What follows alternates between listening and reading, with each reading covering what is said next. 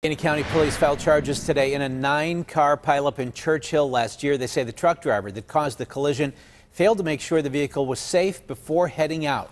Pam Surano is live with more on what police found in their investigation. Pam. Yeah, Ken, the police chief in Churchill, in fact, said this was the worst accident that he had ever seen. The truck driver lost his brakes. 12 people were hurt. But police say the driver of the truck knew his brakes were bad before he hit the road. A terrifying scene as a semi carrying lime exiting the Parkway East, going downhill towards Rodi Road, slams into car after car. 12 are hurt. 2 women in their 70s are seriously injured.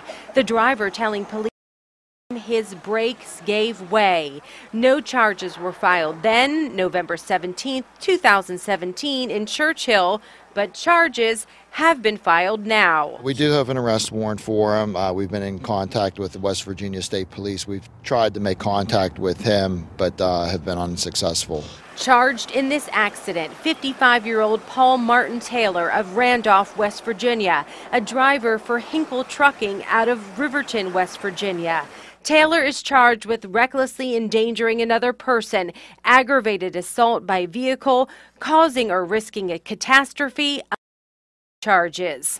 This comes after an investigation of which police obtained search warrants as well as Hinkle Trucking Company records, which led police to then file the charges. The driver is supposed to do a pre-trip inspection, and he was aware of the violations. Aware of the violations, of which there were many, according to police. There were several mechanical violations, but primarily it was with the braking system. Meaning, according to investigators, the driver knew the brakes were insufficient before he left from West Virginia for Pittsburgh. As far as Hinkle Trucking, a review of the Federal Motor Carrier Safety Administration website shows the company has 103 violations.